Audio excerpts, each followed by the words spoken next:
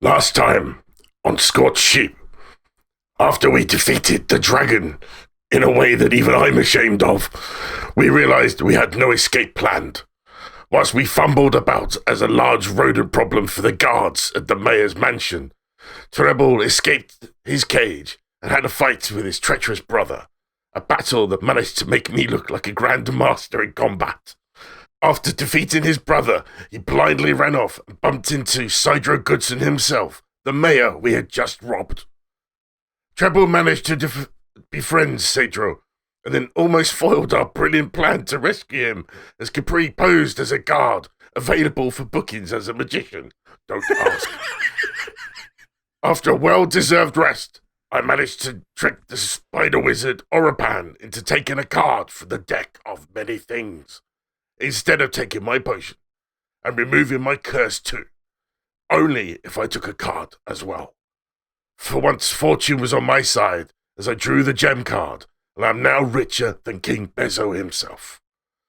We wanted to know who the mysterious buyer was after the Heart of Horus, and Treble devised a devious cross at the exchange, only for it to end in disaster, as Minerva, the mysterious buyer, revealed a small army and herself as a powerful sorceress, and used the heart with devastating results. Visions revealed the next path, and it's revealed that Proserpine has been seriously hurt, as the true destruction of Movis is revealed.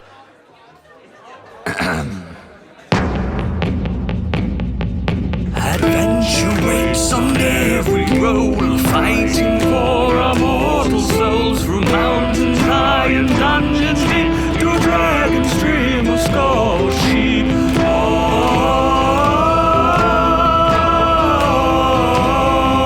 Through dragon's dream of Scorched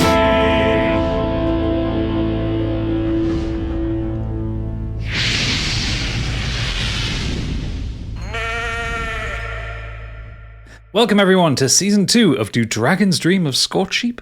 As usual, I'm your DM Gadget, and joining us this time, and as with every time, playing Capri Smitty, it's Candy Machine. Hello. Playing Treblo Clef, it is Oodles. Hello. Playing Stigveld, it is Stig. Hello.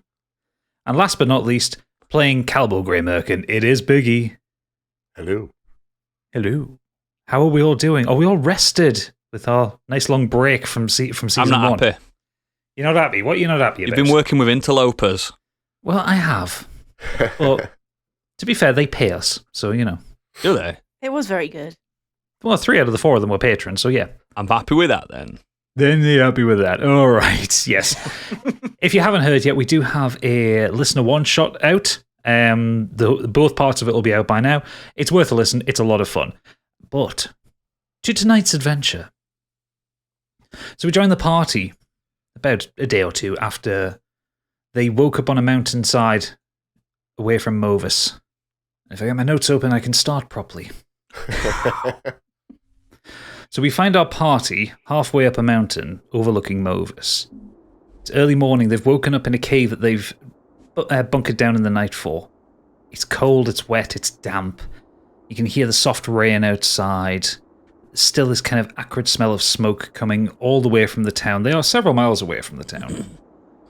But they all start to stir awake around about the same time as dawn's light starts to come in from the cave entrance. Oh, that was the best night's sleep I have had in ages. I love sleeping in a mountain. I've just been sitting and staring into the rain like a sad person in a music video all night. Proserpine's lying on a rock next to you. He's breathing. He's very quiet. You look down at him, and occasionally you kind of stroke him. Periodically, you see the extent of his injuries, and that he struggles to hold a shape. Sometimes it's almost like he's glitching out. He's kind of stretching a little bit, getting a little bit liquid, but then kind of pulling himself back together. And he just kind of rests his head up against your leg as he just kind of sleeps quietly. How's the cat? I don't know. I think he's okay. I can't really get through to him that much. And I've just been really out of sorts for the last couple of days and just not really speaking that much and just in a haze of my own thoughts, just obviously concerned about the cat. How are you doing, little one? I'm fine. Are you sure? Yes. I'm sorry about your brother. Took your time to apologise. I didn't do it.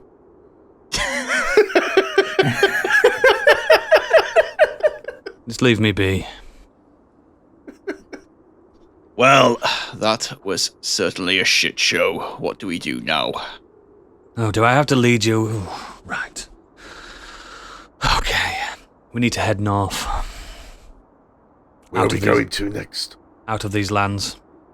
I agree, we need to get out of Welbeck. This enemy's too close to us. Head north. Get some sun. I need it. Calbo, do you want to roll me a perception check for me? Ooh, natural 20. Natural 20. It is a Sneaky new as a season. new Calbo. Fingers New year, crossed. new dice. Natural 20 every time. So Calbo kind of gets up and just starts to wander around the cave, and kind of as the sunlight comes in, you start to see the kind of the inner walls of the cave for the first time, and you start to see some cave markings, some kind of scratches, some kind of messages written in Draconic. So Dragonkin have been here, and most of them are just general, like, this is my name, this is who I am kind of thing. But there's three of them that kind of catch your eye. The first one says, "We're scared." Second one says, "The humans are coming." And the third one says, "In Dilo's rest, tell Urshi it was a trap. Tell her I'm sorry." And if you would roll a history check for me. 3. 3. It's over, guys. Lasted long. Lasted a while, didn't it? You can't really remember, but you're sure there's something important about these mountains. Doesn't Stigveld know Draconian as well? Yes. Yeah. So Stigveld, do you want to roll a history check as well? 9. 9. Sorry. You know that these mountains were important during the human dragonkin war, but you were too busy in High Dawn. You're not that bothered. Okay. Not us, mate. Something has happened in this cave. Something has always happened in this cave. Something happens everywhere we go. Exactly. I need a rest. I need a vacation. We've just had a rest. A longer rest. Don't get cocky with me, boy. Ooh. Feisty you are.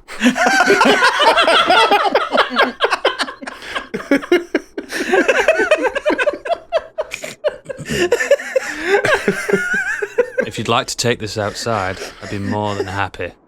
Let's go. Oh, give in, you two. Oh, no. Stop it. Let's Stop go. You it. guys want to fight? You can fight. No. I want to fight. It's on, scaly Okay. bastard. Roll me initiative, boys. Whoever gets higher on a d20 roll. Fine. I'm going to sit here and watch this. What you got? 16.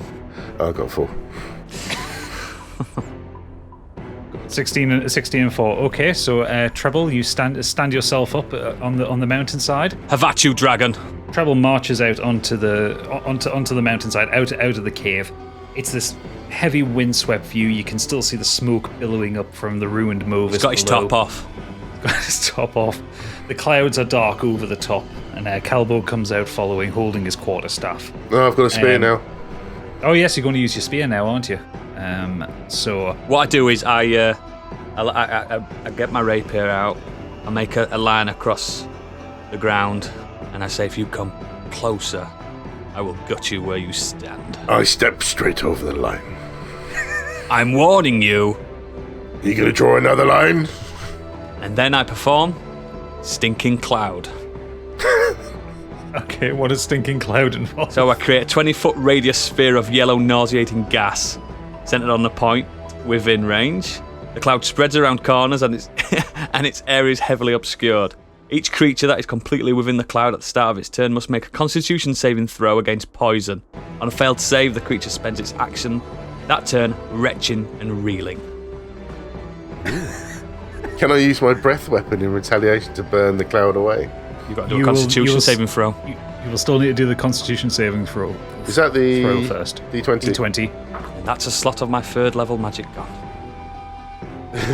It's a 18. I don't know if I've got a plus No, one. you've passed it. You've passed it. Don't worry. You passed it. So hang on. So what? Hang on. I'm just finding it because it still looks impressive. It's For a fart. Stinking cloud. Radius on a failed save. Yeah. So it doesn't affect you at all, Calbo. It stinks though. It does. It does smell. It's an unpleasant You've smell. got a really keen sense of smell. But you're not going to spend your turn retching and reeling. No. You dropped your guts there. I'm not surprised. I didn't fart.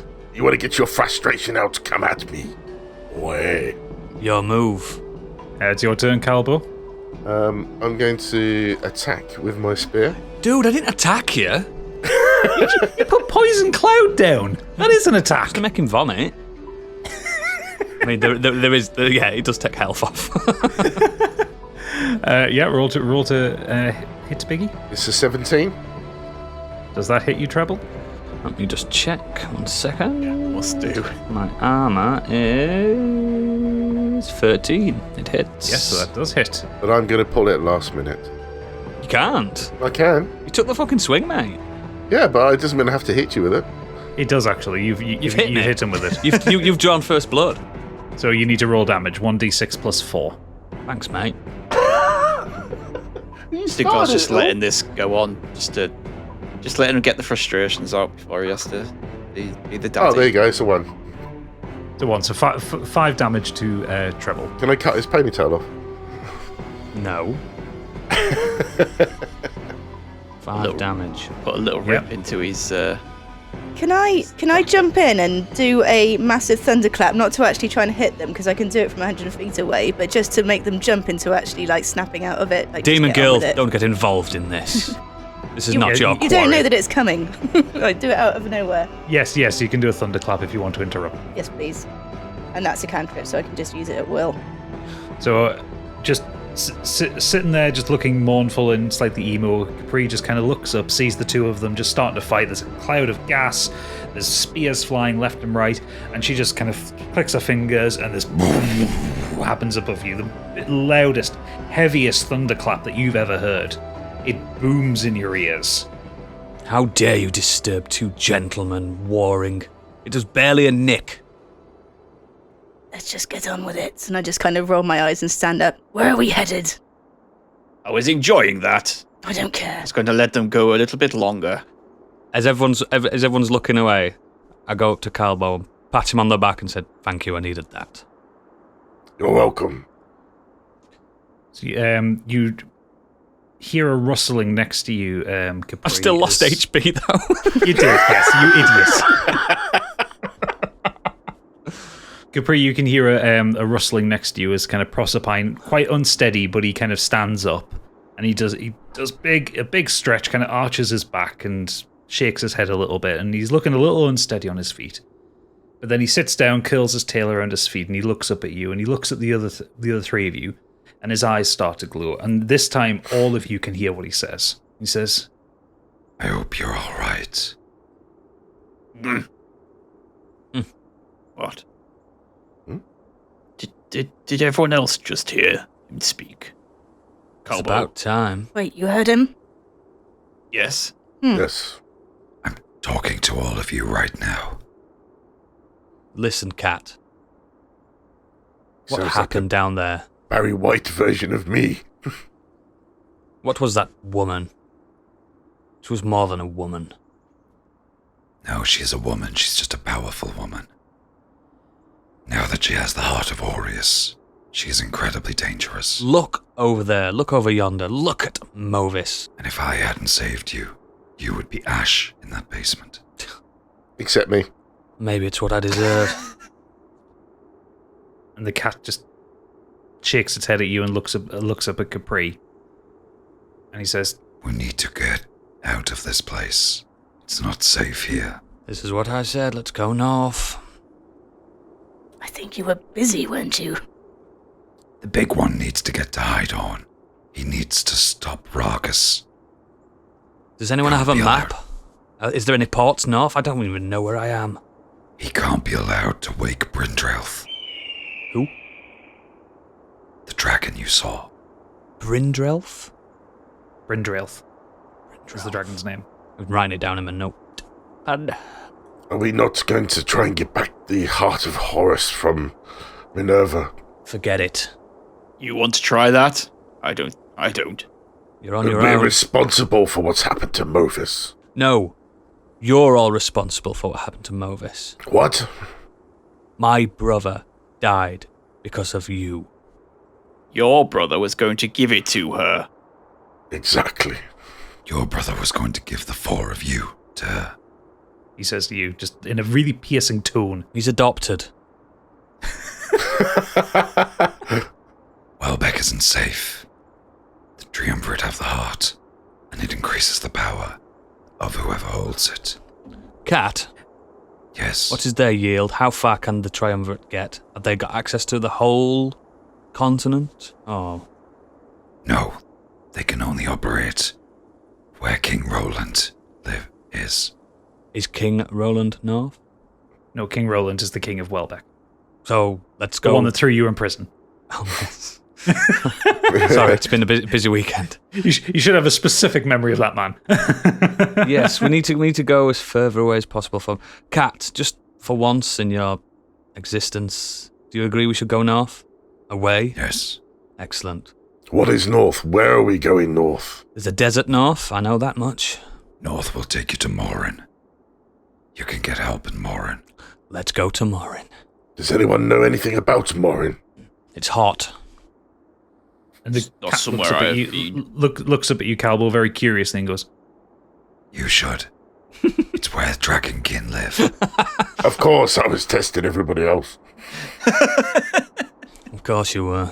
Is it not that noxious gas I threw at you? That's the one. One of The these cat- days, you'll stop taking that bloody pipe weed. Oh, that reminds me. Thank you. That's why the noxious gas didn't hurt you. Like your lungs are just powerful. The cat's eyes stop glowing, and he looks up at you, Capri, and this time only you can hear him. I'm not strong enough to move by myself right now. May I rest in your back until I feel strong enough again? Of course, hop in. Hop in. And you kind of reach down, and you open your pack, and he jumps in, but as he jumps in, he kind of like becomes more elastic, and he jumps in, and he just kind of, it's almost like he's like a pool of himself in your bag. He declines to have a form while he's in your pack. And he's Basically, there it's not resting. heavy. It's a puddle of cat. Almost like a puddle of cat. One of my yeah. favourite alt metal bands. So what do you want to do now then? Fuck off north.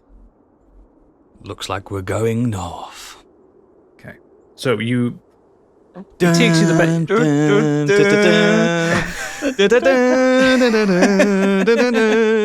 Is this where you get that red dot appear on the map as we travel? Yeah. Yeah, pretty much. So you leave the cave in the mountain. It takes you the better part of a day, but you kind of slowly pick your way down. The terrain isn't particularly bad. It just takes you down. You pass several like animals and stuff in the way, nothing of particular interest. Calbo manages to just pick up every single bit of bush that he finds, knowing that he's heading into a desert. Have we stopped and have arrested since? So I can put my health back up. I know Well, a so- good bush yeah, when I see one. I bet you do. We'll give you a long rest because it takes you the whole day to get down to, I thought to the Thank foot you. of the mountain. So you make camp at the base Very of it, kind. and then you head north, and it takes another day's worth of travel. But you eventually reach the border with Moren, I really feel like we're in World 2 now. second level. Yeah. Disc 2. Disc 2, yeah. Please insert Disc 2.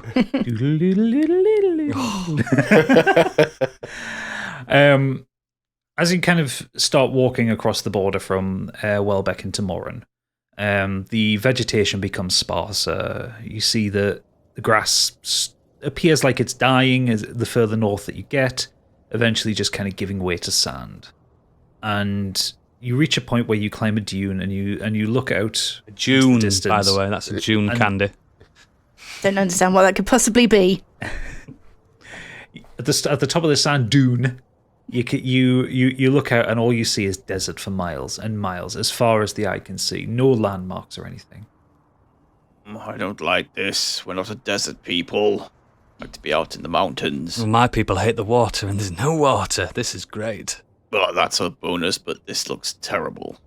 You trudge through the desert for a day or so. You realize that you're starting to kind of get a little bit low on supplies, and you also realize that you haven't spotted a source of water or wine for quite a while. And as the sun starts to set on kind of your second day in the desert, you still think you're heading north. You start to worry that you've gotten a bit turned around. But everyone roll me a perception check. Oh, 2. 19. 1. 20. It's better. Natural 20. Like that instead. Okay. So, Stigveld and Calbo, you, as you kind of like take a little bit of a breather at the top of your like 15th dune, and you're kind of stretching your backs out and like you're trying to rest your legs a little bit, you notice coming from the south a covered wagon being pulled by a camel with a man on it. There's a wagon there with a camel with a you man don't- on it. You don't. Treble doesn't notice that. Treble got a natural 1. Treble's currently trying to work out if he's wearing the shoes on the right way. He just eating a pile of sand. Anyway. Carbo, do you see that? Is that real? I do. I thought it was a mirage at first. But you can definitely see it coming this way. It's definitely coming closer, isn't it? Is that a wagon Let's head it off. with a man on it? Yes. Let's go towards him. So, the two you head towards him as Capri's trying to pull Treble's head out of the sand, and the carriage kind of like rears up next to you, and you see this kindly looking young man on there. He's probably about early 30s, I would say. He's got a little bit of a kind of crappy beard. He's wearing. I was hoping it with that spider guy. He's wearing peasant's clothes, a brown kind of wide brimmed hat. He's got a small dagger on a pouch on his belt, but no other sign of weapons or anything like that. And the carriage kind of pulls up, and he looks down at Calbo and pretty much to your eye line, Stigveld. He goes, "Oh, hello. Funny, don't see many people in the desert." Well met. No. We've got a bit lost. Could do with a bit of help getting to the nearest town. Well, nearest town, that would be in Delo's Rest. That's, and he kind of licks his fingers and tests the area. It's about 9 days away. Where are you headed? In Delo's Rest. Would you like a lift? Oh, yes. Whoa. You're not there. Oh, for fuck's sake. It's me, Calbo here. We've got 2 other in our party. Do you have room for all of us? Well, as a matter of fact, I do. I'm on my way back to pick up things to trade with Fixer, so the garage is empty. I'd love the company. The camel here, she's not much of a conversationalist. Excellent. Treble! Hello, camel. Capri! Over here! The camel looks at you, Calbo. You're right. Which you take as a good sign. No, he can't speak camel. It doesn't spit on you. That's the main thing. Have I come across? Have I walked up? Yeah. We'll say you and Capri have come across at this point. So Treble's looking. Hello, merchant. Hello, little one. Oh, sorry, you're a halfling. I thought you were a child. A well-dressed child, but a child nonetheless. I've got a fucking beard. I've got a fucking beard. Still not wrong. That's not a beard. Have you ever seen a dwarf child? They've got huge beards. Beards do not denote adulthood. Touche. You're not wrong there. Where are you headed? In Delo's Rest. And how far away is this? 9 days. It's the closest town. He's offered us a lift. Okay, 1 second. Let me just check your dromedary right for a few seconds. Do you mind? No, not at all. I kick its legs like you kick a car's tyres. I'm joking, I don't. I do the speak to animals. Yeah. Dromedary, Yes. where have you been? Fixer. For? Work. He trades things with humans. He trades humans? No, things with humans, you fool. How dare you? Get mugged off by a camel. And where are you headed? Back home to Indilo's Rest. Okay. Do Are you want in to any carry pain? it? It's a bit hot. Could do with getting the straps off for a little while. Is this man an honest Fine. man? Maybe. Maybe. He's a trader. Do you He like lies all the time. Do you like carrots? No. Oh, Apples. If you have apples, I'll eat apples. I have 2 apples. Do you have 2 apples? I do have 2 apples, yeah. So, dromedary, if you're not hiding anything from me and you tell me the truth about this gentleman, you can have 1 apple. Roll an insight check for me. Yo. This is how you get to know the truth, guys. You speak to the camels. 19. 19. It's a lovely apple. It looks at the apple and says, interesting. I'm just rubbing it on my lapels. And starts like licking its lips. Shining like it up it's, nicely. Yeah. Yeah. And, and the camel goes, he may try to betray you. He's been bought. Excellent. But Okay. do you know the road of feathers that would lead you to Indilo's Rest? No. So your choice really is trust the untrustworthy or die in the desert. They don't call this the endless desert for no reason. Okay. Here you go. Here's your apple, friend. Stigveld, Yes. may I have a word with you, man to man? Man to child. Wow, low blow. I thought we Yes, were of past the course. small jokes. Of course.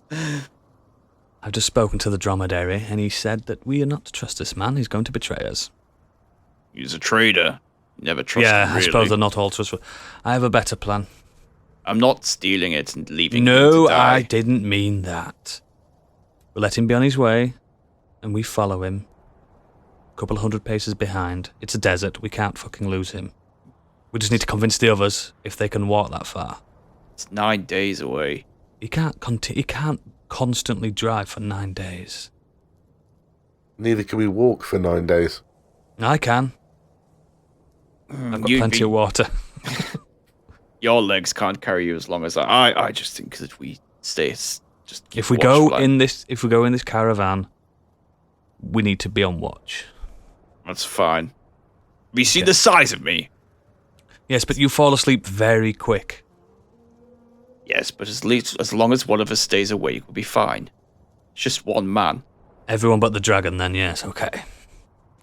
'Cause he's a stoner. He's just Also, I don't need to sleep, but I'm still in a bit of a daze. I'm just sat there with playing with No, the sands and looking in my bag every now and again. No, I think we should just. Actually, Candy, roll me a investigation check. 10. 10. You open your bag and notice that for the first time since you've actually started walking, that Proserpine has gone back to a solid shape. There you go. The thing is, guys, right, and this is off character. I've seen a lot of Mad Max. I want to hear where this goes. Come on, then. I do too. I just don't want to be in some kind of stew. He's not going to do us over. And plus, like, he's got a camel. Camels are notorious for being fast across the sand. If he sees And they're us fo- notorious for being honest as well. Yeah, no, but if he sees us and thinks that we're doing anything dodgy, he'll just tell his camel to speed up. To leg it, yeah, And then they we're are faster fucked. than horses, aren't they? It's Yeah. 4 against 1. Yeah. Merchant, Yes, may we have a lift? of course. Get in the back. It'll be fun. Let's go. So you all hop in the back, and it is covered, and you're blissfully thankful for the shade. Also, don't say I didn't warn you. And the trader kind of you hear the whip crack, and it starts to move forward, and he opens the kind of the curtain between himself and you guys, the kind of the covering on the covered wagon. He goes, so what brings you into the desert? Can we do when you do when you get an Uber? Can we just get the driver to shut up? Fair enough. I'm kidding. He said, what brings us to the desert? Yes. We're a performing troupe. We're actors. Oh, what are you performing? A little play called My Dragon Prince. Oh, what's it about? A dragon prince. Well, I mean, what is the plot? It's a tragedy. Basically, a young demon girl falls in love with a dragonkin, and mishaps ensue, and tragedy happens. It's riveting. I wrote it. I steal her away. Yes. The dragon has to slay me to get her back. That's right. Absolutely. My Dragon Prince. You may have heard of it, or you may not in this land, but we're bringing it to you guys. So that's us. We're a troupe. I'm a sexual Tyrannosaurus. It'll be the talk of Moren before you know it. Okay, Jesse Ventura, calm down. Treble, roll me a deception check for that load of bullshit that you just spouted. It was easy though, wasn't it? That's the problem. 17 17. plus Oh, sir. 2. Oh, sounds riveting. I can't wait. Are you performing it at Indelo's Rest? It depends. It depends if they are fans of theatre. Well, they are. There is an enormous amphitheatre there. Potentially, I'll see the clientele before. As director of the and playwright, I usually judge by village when I get there. So I'm not saying yes, but I'm also not saying no at the right price. It's far from a village. Do you know anything about Indelo's Rest? No, this is the exciting thing about the troupe. We just go around and press our luck against new fans of theatre. Oh, well, best of luck to you. Yes, if you need to be careful when you get to Indelo's Rest, though. Okay, why? It can be quite rough in places. Have you seen the troupe? Look at them. And then they all go, ah. Look at these biceps. I threw a bear Very once. impressive biceps. You threw a bear? Yes. Oh yes, in one of our plays he threw a bear. Shut up, Stigveld. Ooh, well, impressive. I just kind of look up and look around from my herd, and he's like, "Oh yeah, that's scary." Yeah. Okay. You put that hood back, darling. He hasn't asked us what his name is yet, luckily. Well, he knows two of your names because they've already said them. No, I mean the troupe's name. Oh, okay. So, what do you call your troop? That wasn't for you to say. We're called the Modern Escapists. Oi. Oh, what's modern about you? You all look rather old-fashioned. You haven't seen us perform, darling. No, I'm quite excited for it. I hope to see you one day. And we you. Excellent. Do you smoke? This is a genuine question. Sorry, he's a rock star. I used to, but my wife convinced me to give it up. Clever woman. I'll smoke anyway. No, I think what you're trying to do is ask him if you're allowed to smoke in carriage, which is usually a no. So just imagine the camera zooming out on this camel-drawn carriage as just this plume of grey smoke comes out the back of it. With the new troupe, Modern Escapists. What's the guy's name? I missed the... Afro Man playing. You haven't asked him his name. It's Drive, like any taxi driver. His name's Merchant. Cheers, Drive.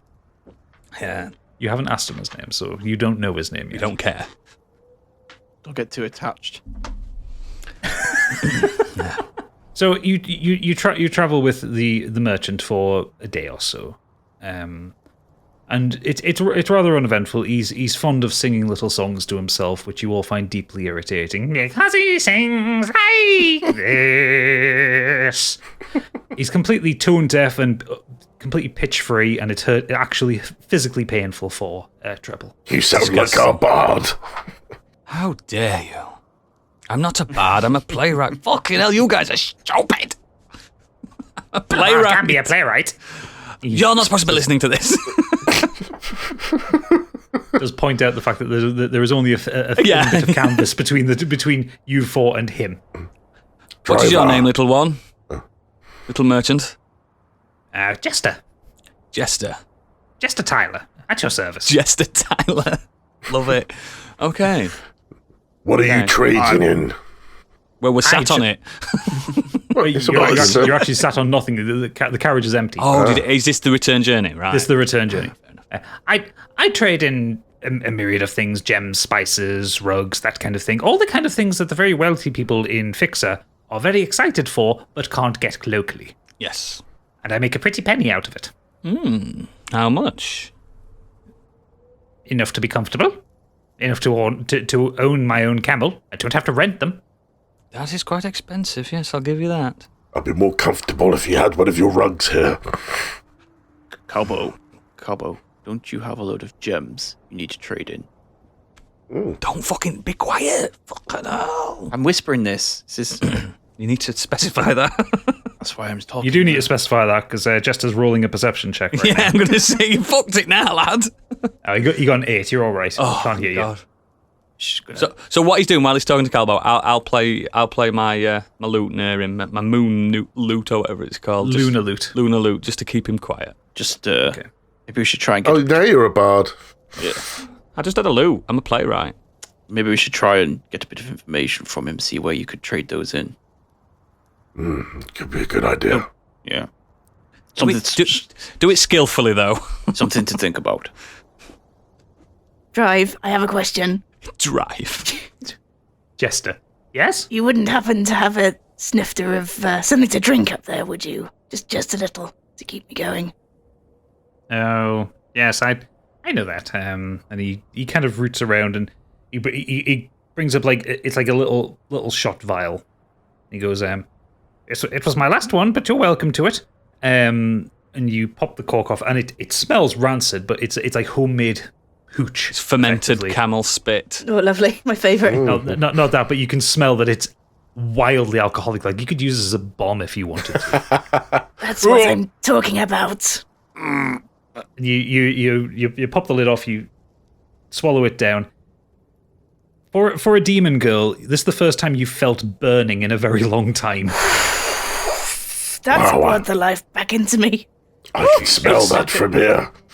Even the smell brings back bad memories. Don't smoke anything until the taste is gone. It's not a good idea. Wise. Very wise. Fireball, I love it.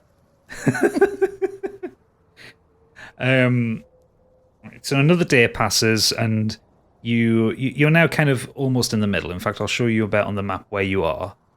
You've come away from the dunes, and you're kind of on a very flat plain of the desert. It's almost like it's a salt pan.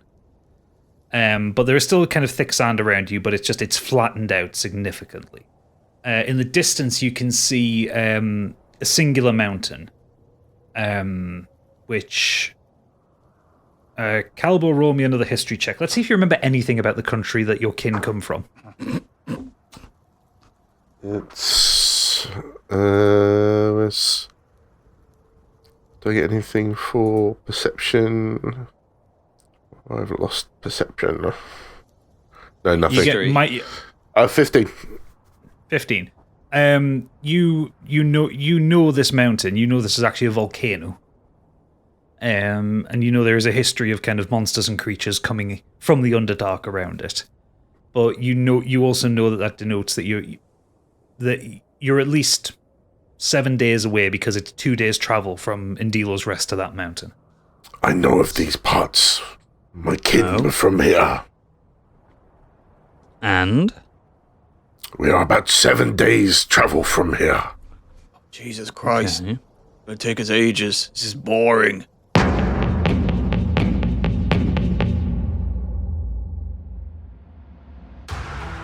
Are you looking for a D&D podcast with a dark side? Something more like Game of Thrones and less like Monty Python? Tale of the Manticore is part dark fantasy audio drama, part solo D&D RPG. There's no plot armor here. The dice make all the important decisions. Join me as I resurrect the excitement, wonder, and emotion of old school D&D. Made for a mature audience, Tale of the Manticore is both a fiction and a game. It's the story where chaos rolls. Hey, it's Gadget here. Have you always wanted to learn how to play D&D? Are you enjoying our story and fancy giving it a try? Well, I'm offering beginner sessions and tutorials on how to play over at Startplaying.Games. I've put together some one-shot dungeon adventures where I'll teach you the basics of character creation, combat, exploration, and role-playing, all in a controlled, fun, and friendly environment. I'm even putting together a campaign based around the Dragon of Icespire Peak module that'll take new players from level 1 to killing angry dragons in no time at all. Head to startplaying.games/GM/Gadget8bit to check out what I've got scheduled or to request a session. You hear the sound of a snap. Not the same whip crack, but just a snap. And you feel the carriage kind of roll to a stop. What's that? That didn't sound good. We appear to have stopped. And you just hear just the wind just rushing around you. Be on your guard. And what do you do? Jester, There's no response. I can't talk to the camel anymore either because it's worn off. Right. I'll go. Stigveld? Yes. Stigveld? Just pop your head outside, please, darling. Yeah, so I'll pop my head out, have a little look around.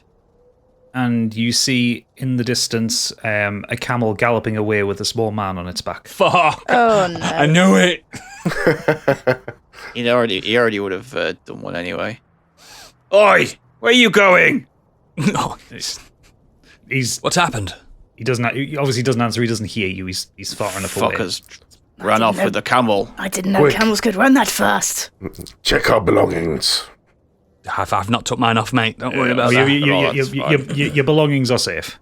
They're Stigveld, safe. do you mind pushing this cap? I was just say I'll pick up the rest of the way. Pick up the front and pull it. Or throw it. Right, I go outside and I use a perception to see if I can see anything. Yeah, roll a perception check. Right, make a note of Jester. He's going to get his head caved in when we meet next time. 17. 17.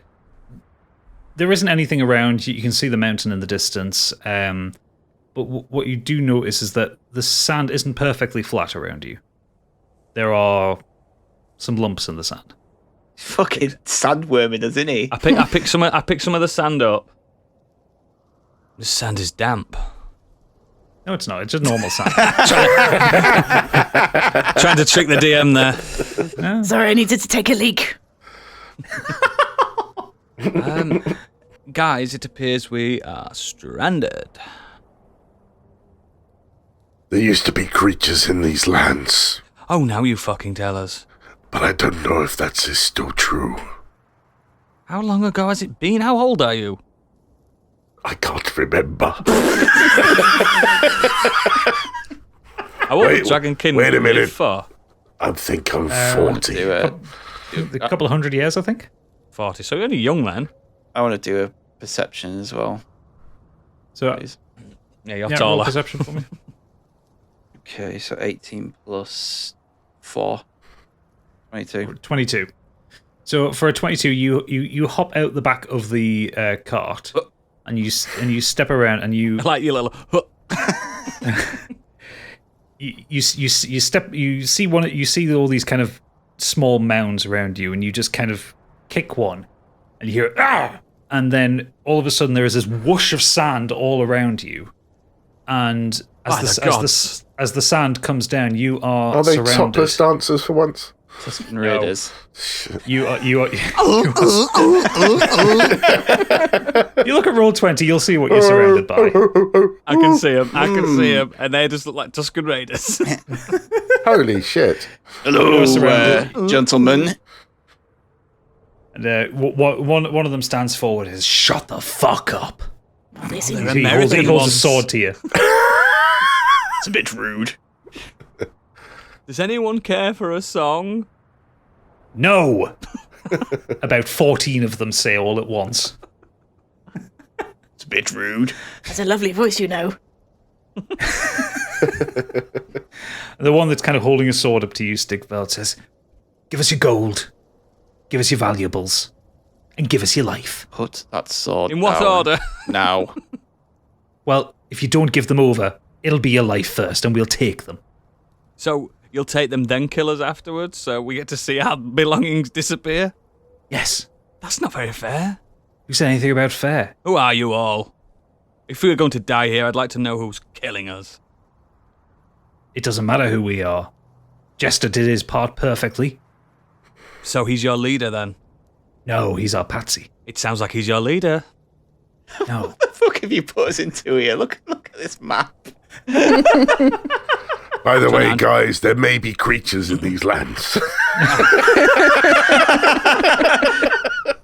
He knows he's from here. I suggest you get out of here quickly. You there with a sword against my friend. Do you speak for these people? He looks at you and goes, we speak for each other. And another one just pulls a sword and holds it to your throat, Treble. Oh, okay. So you're in charge then? I'm trying to wind him up. He pulls the sword away and he just bashes you with the pommel. Ow. And you take 2 points of damage. How dare you? Shut up, you mouthy little shit. You shut up. Leave him alone. And he bashes you with the pommel again. Oh. It's another 1 point of damage. Ah! What if we told you that if you let us past, then we could lead you to something better? No, we know that there's nothing out here. Nothing out here. Back from where we just came, we could tell you of treasures. Unguarded. It's not going to work, Stigval. It's not going to work. We could give you the location of where these treasures are, and you'd be richer than anything you'd take off us. You wouldn't have to hide out here in the middle of the desert. There's physical riches. Physical riches. Physical. I've had a few drinks, I'm drunk. There's physical riches, ladies and gentlemen, or just gentlemen, or creatures. Or They're all human. There's entertainment. Have you ever been entertained in the desert? I've got a plan. Yes, we find many things greatly entertaining. He picks you up and he throws you to one of his friends. Oh! Who then throws you to another one of his friends. Ah! And they basically play keepy up with you for a little bit until they throw you back next to Calbo. I'm a master of the fine arts. We could perform for you. And the one that's holding the sword to Stigval's throat goes, oh, for fuck's sake, let's just do this and get it over with. I smell gold on them. Don't have any gold on us. Come at me, you muddy funsters. Oh, you guys suck. Come on then, let's do this. Okay, so the way we're going to roll this is... How can we fight this many? You four roll initiative, and they are basically going to come at you in waves. Because that's the only way I can manage a fight this big, because there are 52 of them. I was trying to convince him to watch a play that we've not written. I was trying to convince him to fuck off to Morvis. I know, but it's not happening, is it? No. Not desert folk. I know, but there's a lot of unguarded riches at Morvis right now. Fuck it. I'm just going to have to cave some heads in. Right, okay, so yes, everybody roll initiative. 5. I have 20. 11. Just when I needed it. 19. Calbo, Stigveld. What did you roll, Treble? 11. You better catch up with Jester. He's just a dead man now. Oh, I just feel sorry for his camel. Fuck off. I feel sorry for his camel. Nope. I'm going to cave that camel's head in too. And its humps. It lied to you. So the way this is going to work, you guys are going to take your turns first, and then the several of the bandits are going to take their turns afterwards. This is the only way you can manage a fight this big. So, Calbo, you are up. Calbo, you're up as the one that is kind of directly in front of you is starting to advance towards you. What do you do? Omni Slash.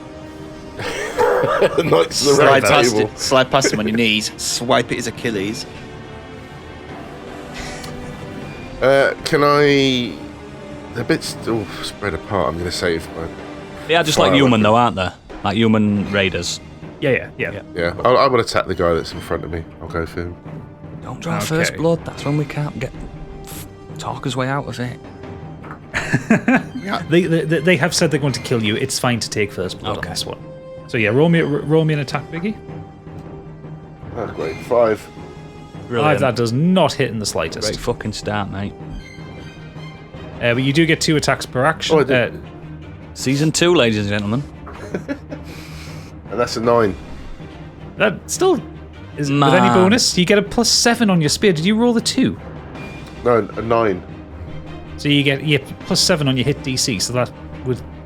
What's their armor class? Yeah, that'll hit. Cool. Right. Don't forget your various bonuses. Come on, we've been doing this for 6 months, Biggie. Come on, you're an expert. No, I'm not. Hold on a second. Right, you get +7 on it. Yes, a +7 stats. So it's 1d6 +4 damage. 5 + 4 is 9. 9. Okay, so you move forward, and just as he's coming to reach for you with his sword, you get down on your knees and you just shove the spear upwards straight into his shoulder. He's like, ah! And there's a kind of immediately the ground turns red with blood, and you've started off the fight by really badly injuring one of them. And I will follow it up with a flurry of blows. Yes. Using a key point. Go for it. Which is a 9 plus... Oh, does that get an additional... +6? It does, yes. Yeah, so yes, that hits as well, so give me the damage.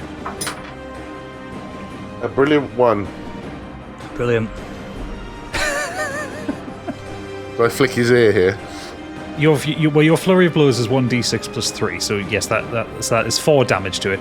So you jam the spear up into his shoulder, and then you get up and you punch him in the face, and you punch him in the gut, and you punch him in the neck, and he falls over dead. Yes. Oh, I know how much health I've got. 1 down. Who's next? 500 to go. Stigveld, you're up now. Right, I want to...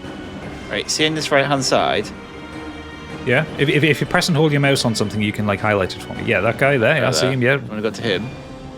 Right, okay, so you move over to him, yep. I want to grapple him and grab him by the legs. My first action. Actually, no, first I want to go into rage. Okay, yes, you go into rage, and then you're going to go grapple him. Yeah. And you'll be using your strength, and these guys need to use their acrobatics against it. Which would be their dex. Okay, so they get +1. Okay, roll for me. Tell me what you get. That would be 19 + 4. Oh. 23. Yeah, that's 16 + 1, so that's 17. So yes, you successfully grapple him. And what I want to do is, what's the range of so I grab this guy by the legs, right, and I'm going to use him to swing and beat other people to death. Nice. Are you serious? Are you seriously suggesting you're going to beat a motherfucker with another motherfucker? Yes, I'm going to swing at these other people around him with this guy as my weapon and hit them, so he takes damage and they take damage.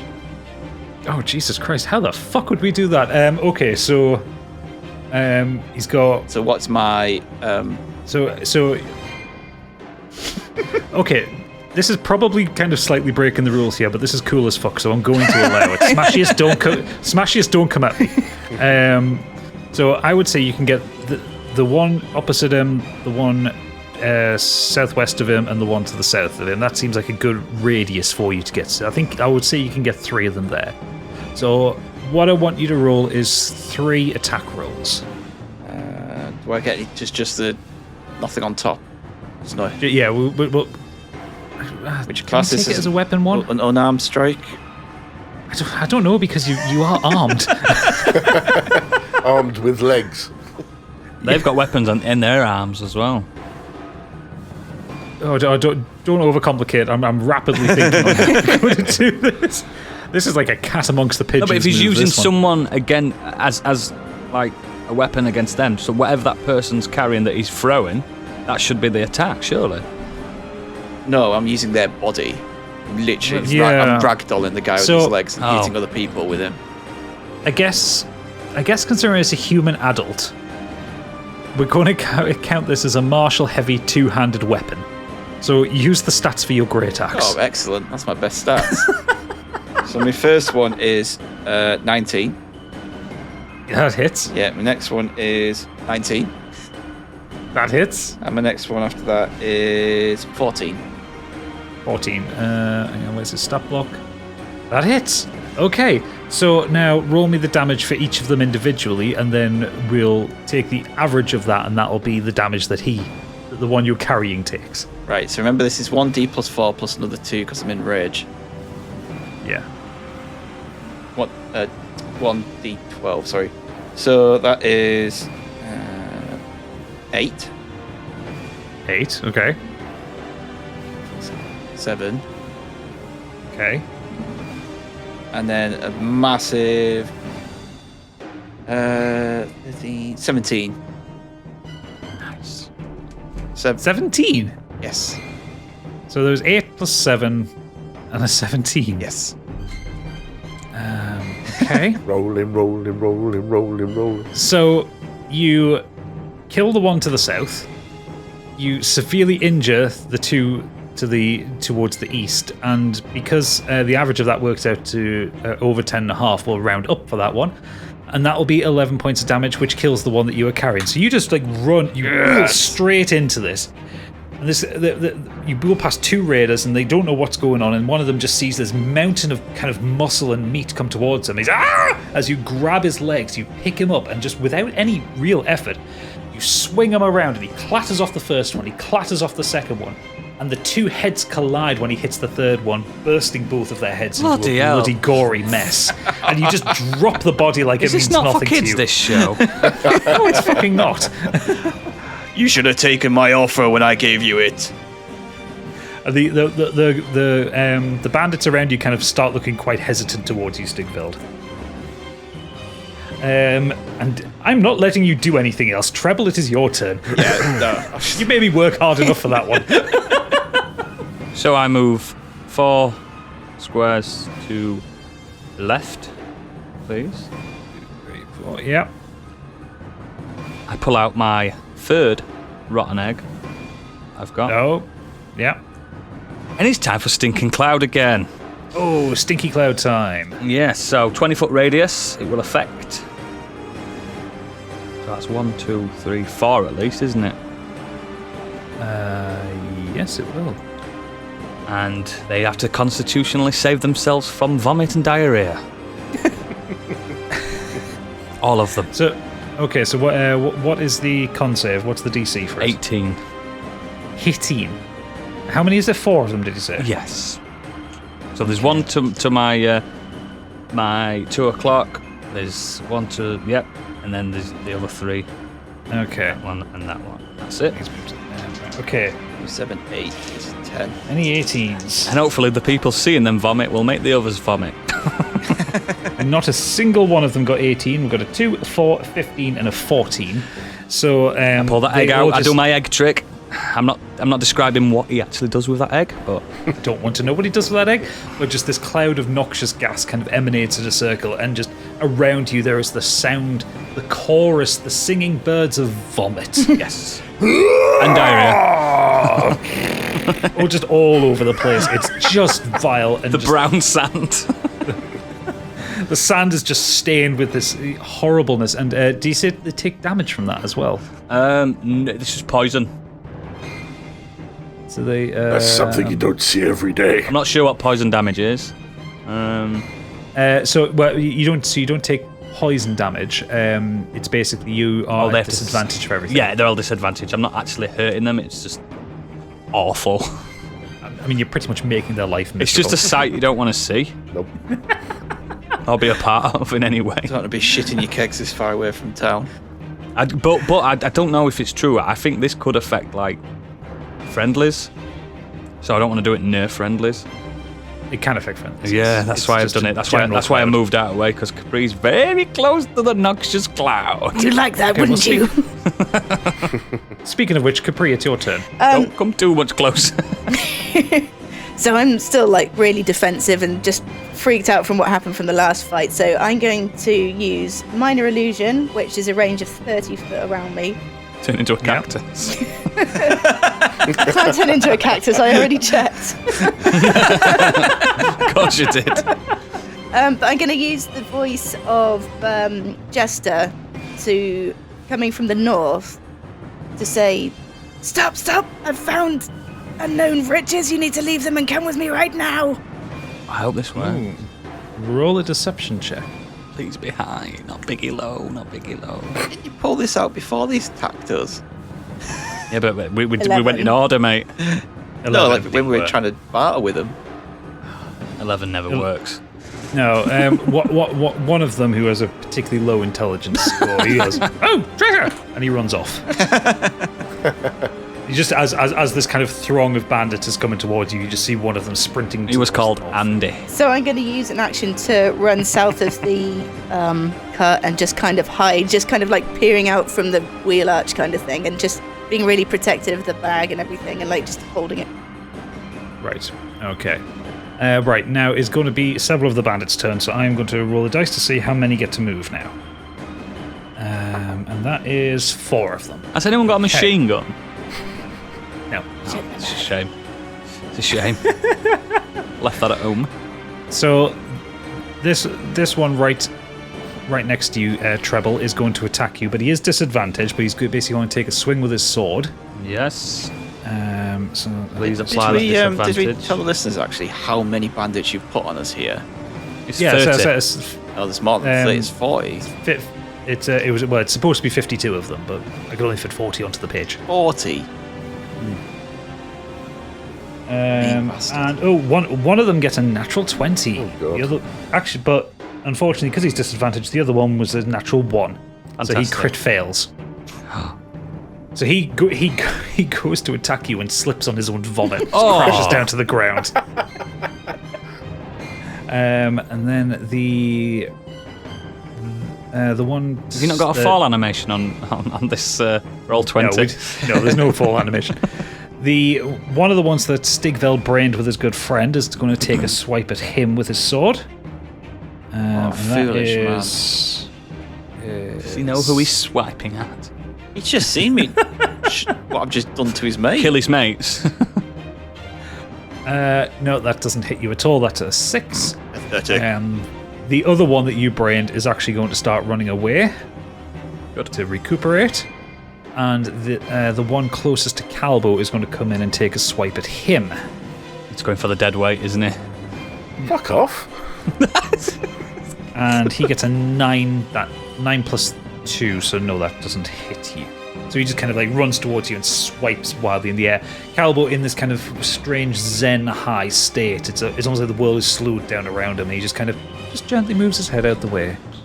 Yeah. And remains unbothered by this man. And Calbo, you are up now.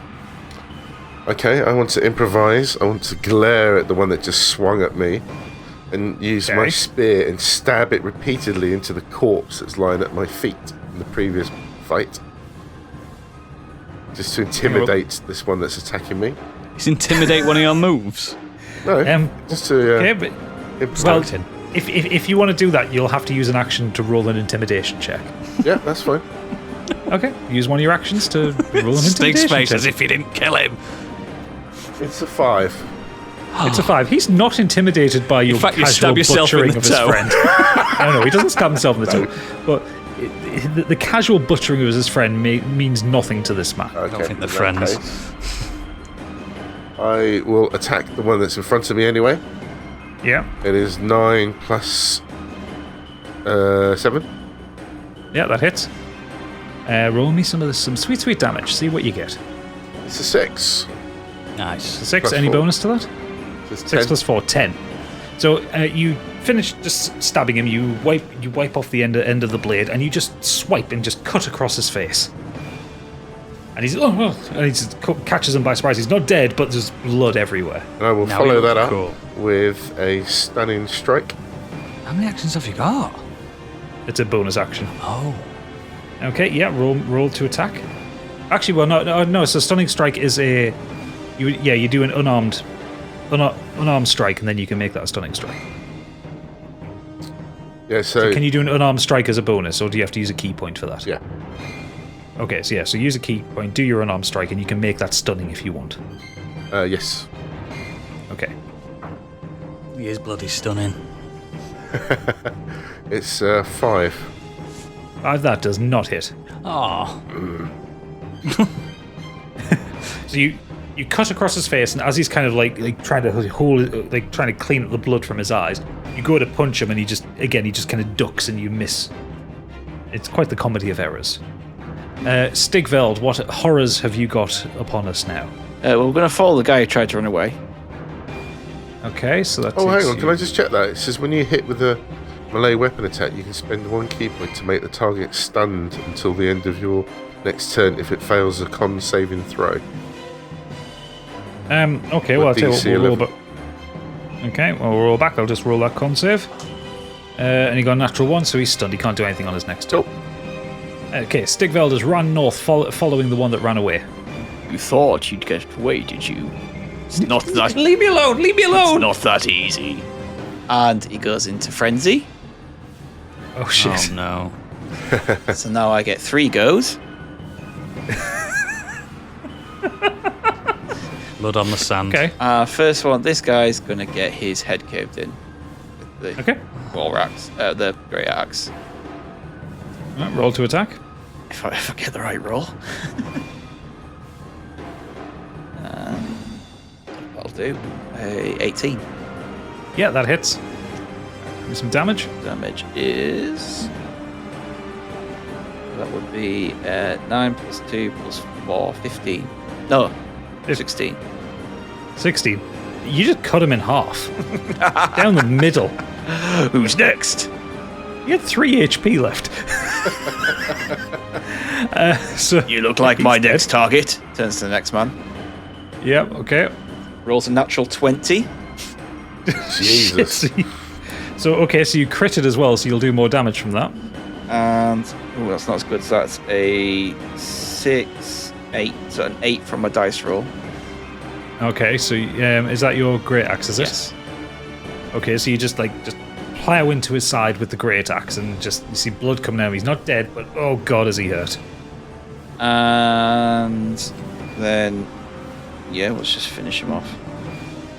Fucking hell. 17 plus 2, 19. That hits as well. Do you want to just see if you can chop him in half as well? Yeah. And. Well, that's another 8 altogether.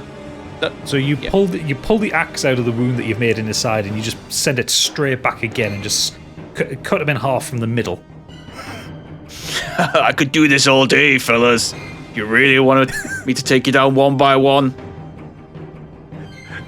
Travel, you're up. I'm getting bored of this. Right, so I move between the 2 guys to my diagonal left. So There straight, you go. Yeah, straight. Bear in mind, you've just walked into your own poison cloud there. So roll a con save. Whoops. Oh. Got nose plugs. Gonna have to buy some nose plugs. What's that? What's that? What, is butt that, plug? D20. D20, you get a +1 to it. Oh my god, 18 plus 1, 19. I've just survived it, just. Fucking hell. Fucking hell, I forgot all about it. I forgot about my own things. Okay, so you just casually strut through your own cloud of poison without vomiting your guts out. Yes, no one knows my egg trick like me. Right, gentlemen. It's time for a level 3 Thunder Wave. Ooh. Level 3 Thunder Wave. So, a wave of thunderous force sweeps out of you. Each creature in a 15-foot cube originating from you must make a Constitution saving throw. On a failed save, a creature takes 2d8 thunder damage and is pushed 10 feet away from you. On a successful save, the creature takes half as much damage and isn't pushed. I have to now roll 4d8s. Well, not yet, so I have to Oh, roll yeah. con saves. Oh, yeah. So a 15-foot cube would be 1, 2, so take this one, and this one. So there's 3 of them in this cube. Yep. So that's 3 con saves. And one of them scored 18, so we'll say it's the 19. Yeah, One it close is- to you scored 19. It is 18, yeah. And the other 2 scored much, much lower. So roll 4d8s. So you're gonna have to roll 4d8s for the 2 that failed. So let's See do what the they do first. fail. That's 3 plus 4 plus 1 plus 3. 11. 11. And so that's 11 spread across the 2 of them, is it? No, that's each. Shit. Okay, so 2 of them are just instantly wiped out by your thunder wave. Thank you.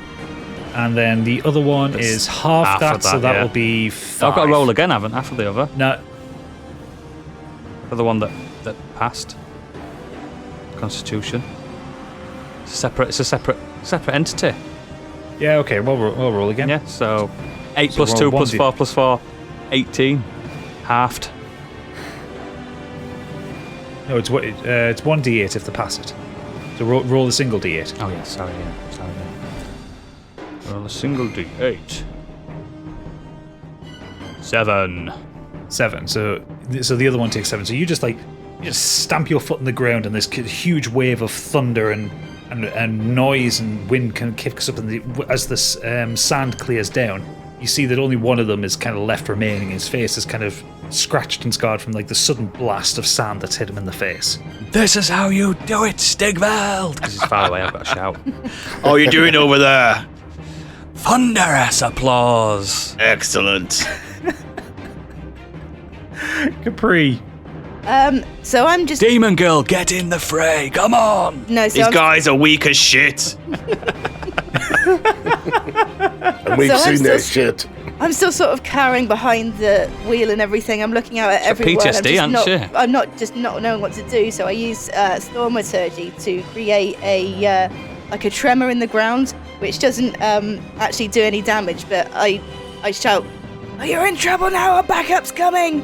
And then as a slightly distract. Like horses are marching. Yeah, or something exactly. Like that. Yeah. So I'm just trying to cool. do anything to distract them from me, and then whilst they're slightly distracted, I look in the bag and I'm like, Proserpine, what should I do? I can't fight. Should I? She's lost a mojo! Yeah, but tell me what to do. How are you, cat? So Proserpine kind of like curls and he looks at you, and like you can see the fur is starting to look normal again. It's still a little bit raggedy. He's still struggling to hold a shape, but he looks up at you and goes, You know what to do. You know exactly what to do. and he kind of moves his head, and the hip flask that Stigveld took from the guards outside of Movis is still in there, and he just goes, Take a drink. Do what you do best. So I grab it and just like down the things like, guys, I think I'm ready. Keep them busy for me. I'm coming.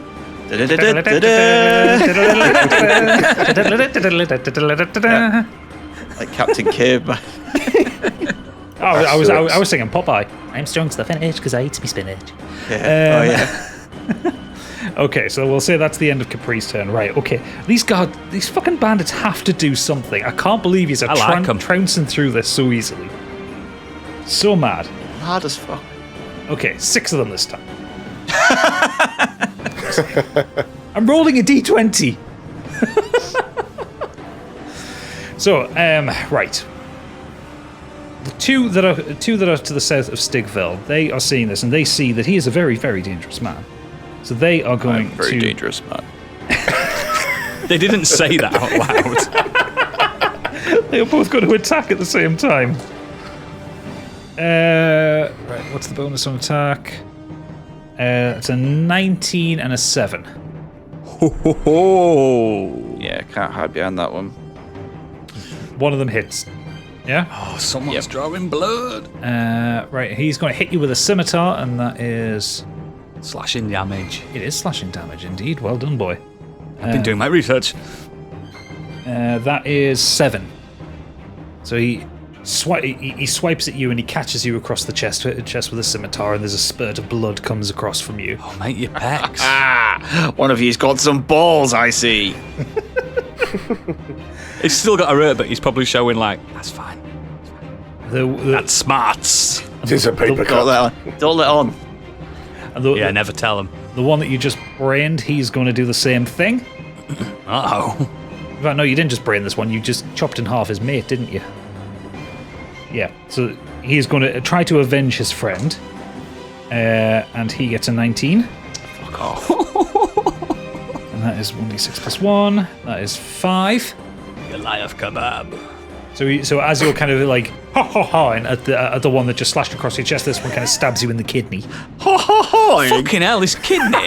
Yeah. Ha ha ha. You're peacocking for fun. Now you're getting fucked up. Another one is made going. a very big mistake. The two. What health are you on now, Stig? I'm not telling him. Oh, Well, yeah, he that's knows. good, That's that's what he knows. Even though he knows. I can just look at your character sheet. Shh.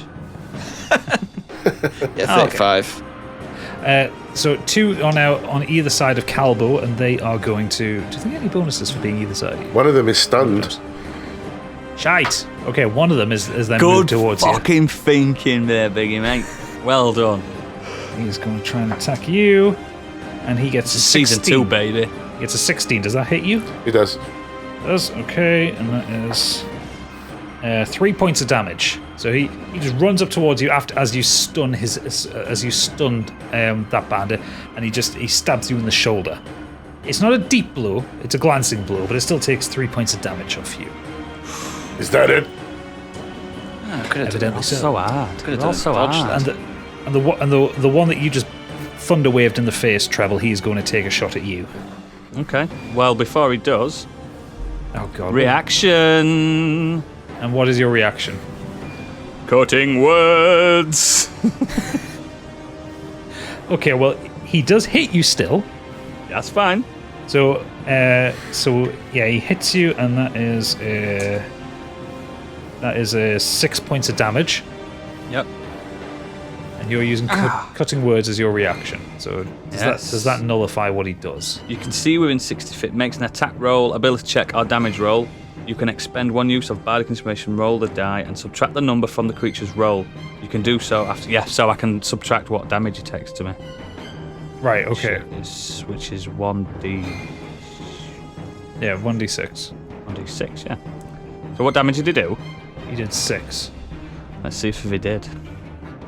No, he didn't. He did 1. Fuck's sake. He still stabs you, and you take 1 point of damage. Yeah. You cur. I've been hurt harder with a frying pan. Mewling Quim. Stay muling Quim. That's really wrong. I like saying it. Calbo, it's your turn now. That's the first reaction I've ever used. Season 2, baby! Here we go. Interesting. What's an idea? Oh, for God's sakes. No. Just it was within the rules. That's what worries me. Rules are made for bending. Come on, Calbo, what are we doing? Yeah, I'm just trying to work out the best place to use my breath of fire. Well, this is in a cone of 15 feet. yeah, so you basically want a few people in front of you. Or you could step Drop Yeah, I north a can little. move. I can Step move. north a little bit and look down and get them two. Oh, these 3 at top. Yeah. Go Where are you up. looking? You go up north, you've got 3 in front of you in a cone. Yeah, you could do them. 3, yeah. Go up there. Like, That'll work there, wouldn't it? Yeah. how far Yeah, is so- it? 15 feet? Yeah, if you stand. 15 feet, you get 3 of them. Yeah. Yeah. So I want to move to the 2 squares in front of them. Okay, as you move, the one that isn't stunned is going to use an attack of opportunity on you because you're right fuck. next to him. So he's going to take a swipe at you as you move away, and he gets a 16. Does that hit you? Can I use a reaction? I don't mean you can use a reaction to an opportunity attack, can you? I don't know. I'll have to check that. This is really getting into mechanics. No, a reaction is when, like, if they're running away, isn't it? Yeah. That's what mine is. Like, if they're trying to escape, I can quickly use a reaction to stop. I think you just got to take the hit, pal. I could have got that guy earlier when he ran off, but I don't think he's quick enough. No, you can't use a reaction to stop an attack I of don't think so. opportunity. Okay. D&D, baby. Yes, he does catch me. So, okay, and that is 5 points of damage. Ooh. You move forward 2 feet. You only need to move forward 5 foot to be able to hit all 3 of them. So do you want to use your breath weapon then? Ah. Okay, so what's the... I want to know what it sounds like. What does it sound like, Biggie? He hits DC it for the first. saving throw is equals 8 plus your constitution modifier plus your constitution. Your proficiency bonus. Creature takes 2d6 damage on a failed save. Right, okay, so what is your con mod? Where's your fucking constitution? So +1, so it's I've got to get, and your proficiency bonus is plus, so Maths. yeah, exactly. 12. I've got to be 12 on a Constitution saving throw. Okay, so that is must be d20. So that's 3 of them doing that. Okay, 2 of them fail it. 1 of them passes it. So a creature takes 2d6 on a failed save. I don't think he expected us to fight these guys. So one of them takes 5 damage, one of them takes 7 damage, and then the last one takes 2 damage. Okay, so yes, what happens when you go and do your breath weapon? After I do all of that maths. I want to know what it sounds like. So I inhale, all the anger, venom, all comes out in one huge fireball towards the 3 of them. That's the kids up. And this plume of orange fire just hits the sand, turning it to glass and fires up into their faces. And two of them are burned across their face. One of them kind of manages to shield himself from it, but still takes damage across himself. Jesus Christ, me. I can still attack with a second attack, can't I? You can, you've only expelled 5 feet of movement as well. Fucking get him, boy! So, which was the one that passed? It was this one that passed. This one took 7 damage, and this one took 5 damage. So I'll go towards the one that passed. Yep. Another 10 feet of movement. Roll for an attack. 13. 13, that hits. This has to be the longest fight we've ever been in this. Oh, sorry. 3 plus 7, I think it was. 3 plus 7. So you, as he kind of turns around, his hood and robes kind of smoking, turns around to see you just as you kind of approach him, and you stab the spear into his throat, and he just drops down. That's fucking cool. And I can also follow this up if I want to use a key point. How much movement have you got left? 45 feet. You've got plenty of movement. Just flying around, isn't it? This is the point when monks get above to level 6 and above, they get so overpowered, it's unreal. Yeah.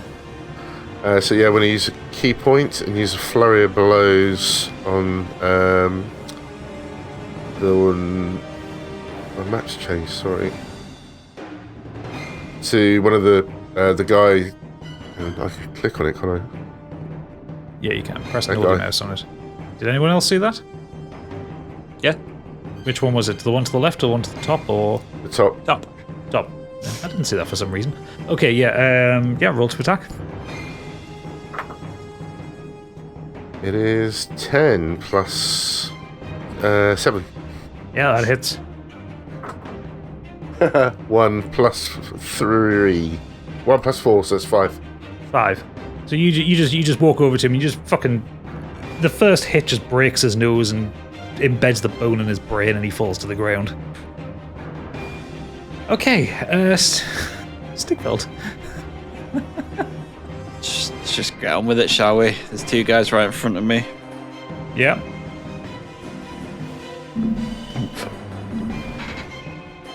That one is a 14. 14 hits, so you missed the first one, second one hits. This guy right below me, Yeah. he's going to get a 11. 11. You just... One move, you just clean cut his head off. Another one. At this Right. point, Stigveld's kind of like writing a tally on the side of his axe head. Right. I'm going to do something a bit different here, just because I've taken a bit of damage already. Okay. I am going to use an action. My third action is going to be dodge. Okay. So what does that do? between this go and my next go, when you take the dodge action, you focus entirely on avoiding attacks until the start of your next turn. Any attack roll made against you has disadvantage if you can see the attacker. You make dexterity saving throws with advantage. Okay. Fair enough. We will take that action. So anytime you try to attack me over the next thing, you've got a disadvantage, and I've got advantage on dexterity. Okay. Treble, it's your turn. You there in front of me. Just give up. What's your name? Now you've got to look at me. I got you, bitch. I'm not going to tell you my name. Tell me your name. Why? Because I have this lovely apple. I'm joking. No, can I convince him? What do you want to convince him to do? Tell me his name. You can try and roll a persuasion check. Yeah, roll persuasion. Okay. This one of your goes. 18. 18. My name's Jonathan. Strong name, Jonathan. So I get my rapier out. I write his name in the sand, Jonathan. Is that how you spell your name, sir? Yes. And I put an X. And then I attack him with my rapier. Well, no, you don't, because the persuasion was an action. Okay then. Well, I'll use something else. I do love how, like, with all these guys who would be clearly, like, in real time be rushing us and we'd be fighting and stuff, you just had time to take out go have a little chat with him, write his name in the sand. How do you spell Don't I Jonathan? get another action? J-O. Don't I get another action? No, it's with a H. No, Start again. Can't I use my boomerang? no. You get one. I was gonna try to persuade him to You're a bard. leave. You're a bard. You get one action per turn. Your bonus action is granting bardic inspiration to somebody. Well, I'll do that then. Oh, I could do with that, mate. That was just a warning, Jonathan. He's like, and he's just Bye. standing there, like holding his sword, confused. That is what I was going for. Confused. It's time for bardic inspiration on Stig. Okay, so at any point in the future, you can roll an extra D8. Yes, you can. Okay, Capri, you're up. I'm inspirited. So I grab the remains of that bottle and chug it. I'm like, I am not fucking made for this! And I sprint to... I don't know if you... Can you see there? Have you got enough movement for that? I think so, yeah. 6. Oh yeah, you got enough movement if you're Yep. 60 feet. And I use a Arms of Hadar as a particularly dramatic one, so you can see it like coming through the ground, then up through Yep. the floor, and that it batters all creatures within 10 foot of me. 10 foot of me, and they need Yep. to make a strength saving throw of 14. Okay, so you've got 5 of them around you. Strength. Oh, they don't get a bonus to strength. That's lovely. Lovely. So 5 of them, and they've got to get 14, do they? Yep. Okay, so the first 3, and none of them save. And the last 2, one of them saves. So we'll say this one in the corner to the most southwestern one, rather. He saves. Yep. The other 4 around don't. Okay, so they take 2d6 necrotic damage and can't take reactions until its next turn. Okay, do you want to roll me 2d6 then? 10? I could have used a cantrip, couldn't I? No, he's still in action. I don't even know what cantrip means then. Cantrip means it's a spell that doesn't consume spell slots. It's like an innate knowledge of something. Silly name.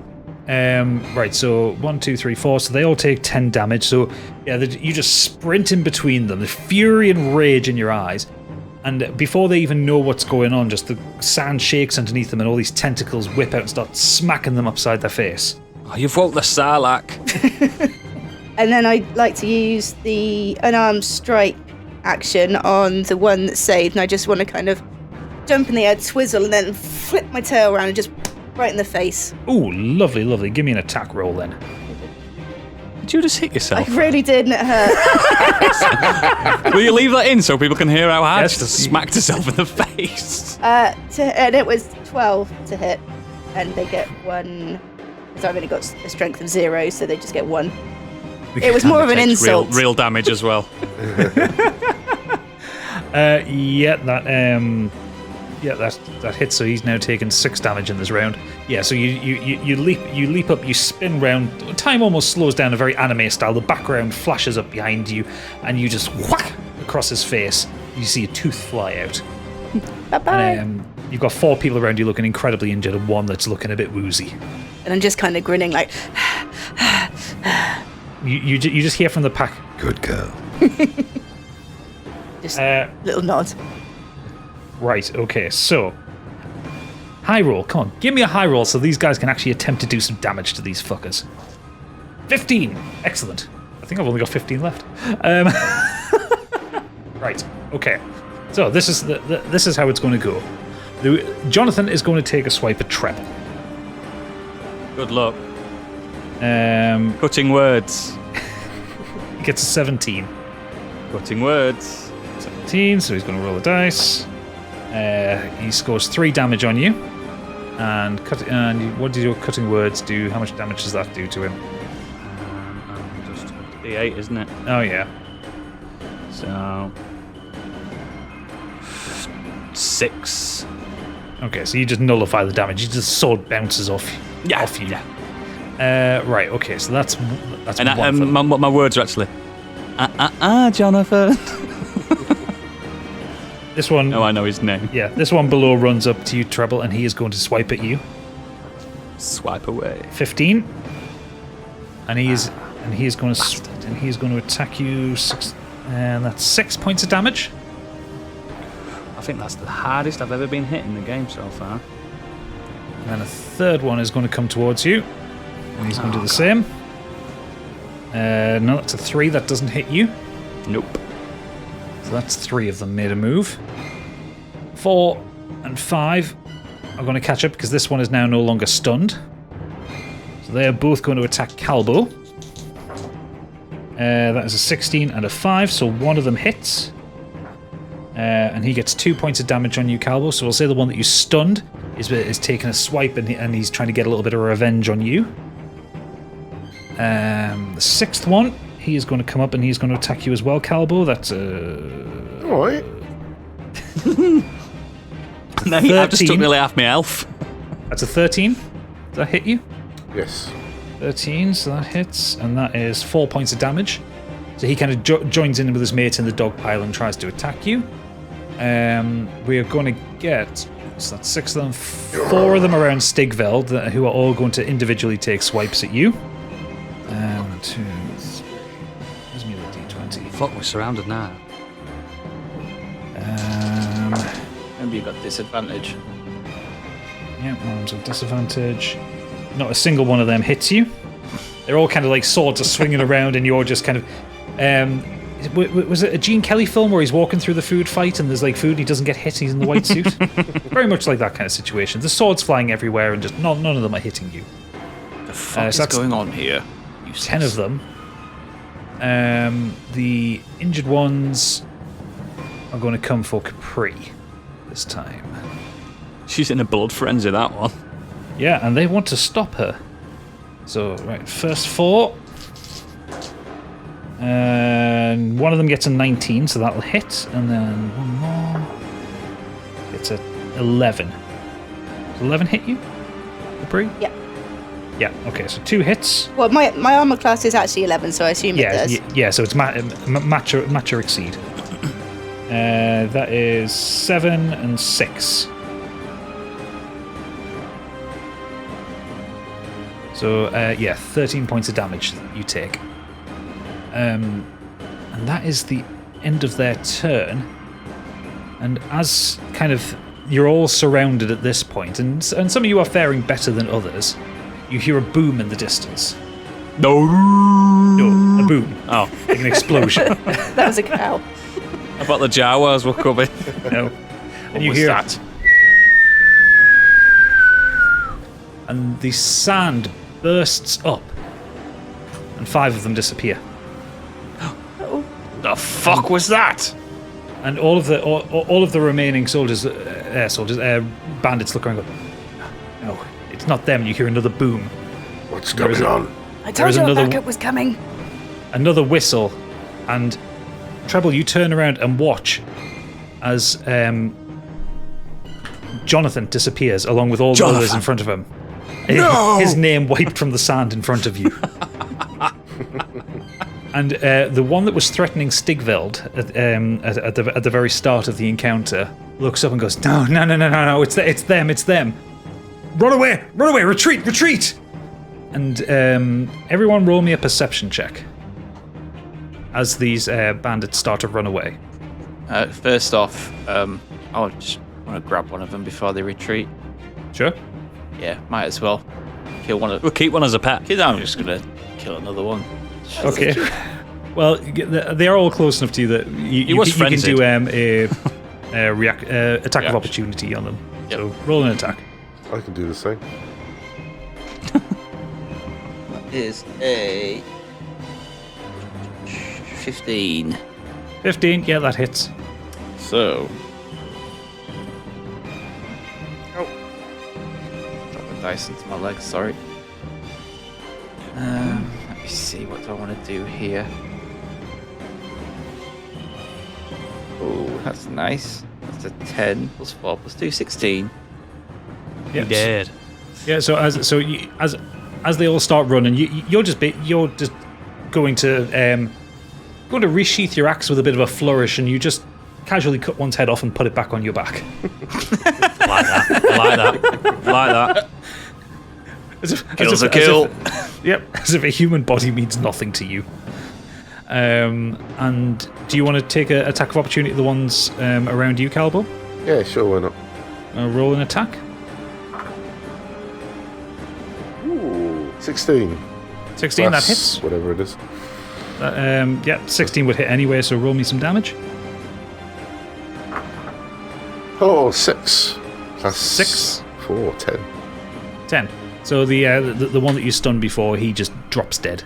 As you just as you just kind of swing your spear around and you just cut at him, and the blood loss is just too much, and he collapses to the ground in a heap.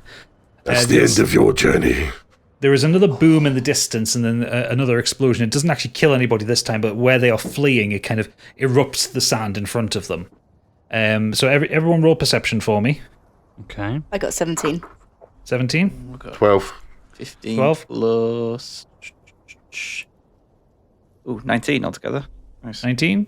Treble? 19 plus perception, did you say? Yeah. Plus 3. So you all kind of turn to look at where they were pointing, and you see a galleon floating in the sky towards you.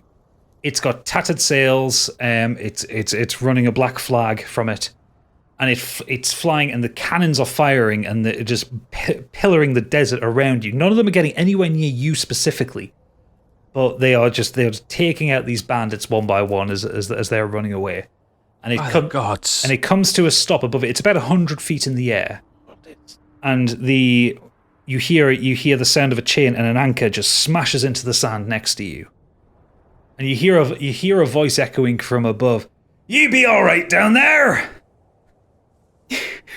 Oh no, it's someone from Somerset. Here now. Where are you from? Right, me barber. A rope ladder flies off the side of it. It says, "If you want to survive, we can take you. We were doing fine on our own. The desert, I mean." Touché. Who are you? What is that? It's a contraption. I've never seen one of them. What is that? I've never seen one of them before. It's a floating boat. A floaty boaty. Yes. So, all of the bandits have now evacuated the area. You are kind of left by yourselves, rather. I just turn in the direction that they flee and use a thaumaturge to flip the bird, 2 hands, flames on either hand, "Fuck you!" and you just hear from the distance, "Fuck you too!" as they're running away. What's your name, sir? "I can't hear you. You'll have to come up." What is your name, sir? "Creighton." Oh, Is this your vessel? Aye, it be mine. Friend or foe? Friend. If you want to roll an insight check, you can check on that. Yes, please. 15. 15. You detect In total. You detect no hint of a lie. He seems to be truthful about being friendly. Do you have beer? No, we have wine. I'm already halfway up the chain. Let's go. Looks like we've got ourselves a ride, guys. So Capri is scrabbling up the chain from the anchor while the others are climbing a ladder next to her. That's fine. Can I do something before I go up? Yeah, sure. Can I just have a little rummage around these dead bodies? Yeah, sure. Roll. I thought that all got sucked up. Roll an investigation check. I want to see if they got any coin. Yeah. We are carrying many, many jewels. Yeah, that's Calbo's. Investigation. 10. 10. You get about 30 gold pieces, some bits, two rations worth of food, and that's about it. I'll do. Worth it, mate. Worth it, yeah. Yeah. Should we all do it, or is that? We only need him to do it. Okay. Depends. Are you halfway up the ladder or not? I'm already up. Yeah, I was too busy watching everything. Okay, yeah, you can roll investigation if you want to see what you get. 19. 19. You managed to find some more gold, some more jewels, and you also find a bottle of wine in one of their packs. Calbo's literally the richest dragon king in the world, isn't he now? That's some Dragon's Rizzler, hoard hopefully. Gold. You smoke from a pipe, so why would you need Rizzler? It was a joke. Okay. So you Vicious mockery. so you all climb up this ladder, Capri climbing up the chain rapidly, still in an alcohol-fueled frenzy. And you all kind of like leap over the side onto the deck of this ship. You're up in the air. The wind is cooler up here. It's breezy, and you turn around to see a skeleton wearing a pirate's coat and a tricorn hat, and goes, "Welcome aboard the Dreadbeat." Oh my god, it's a skeleton. Oh, fucking sweet. And so ends episode 16 of Do Dragons Dream of Scorched Sheep.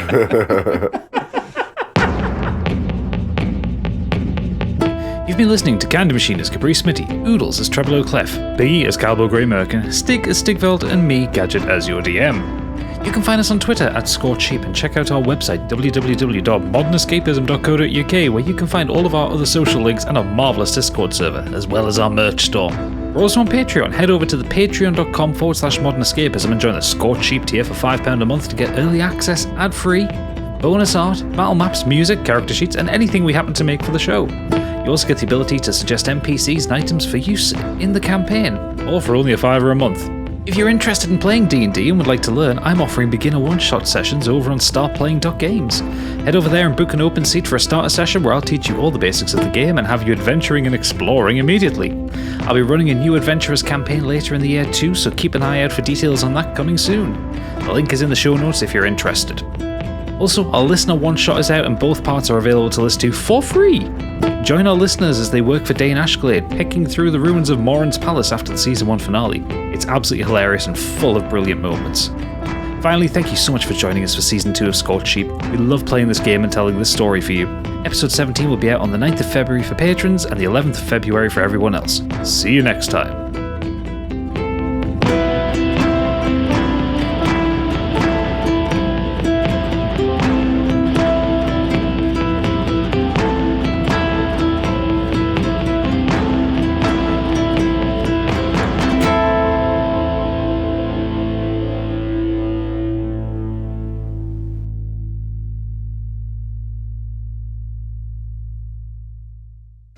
Yeah, I thought I'd prepare this time because Sticky gets upset if you don't. Hang on. Last time, I didn't get upset. You just couldn't remember what happened, so I had to prepare something on the spot. It's your turn, so don't be coming at me like that. It's a fair call. Well done, Biggie. Don't fucking upset Dad like that.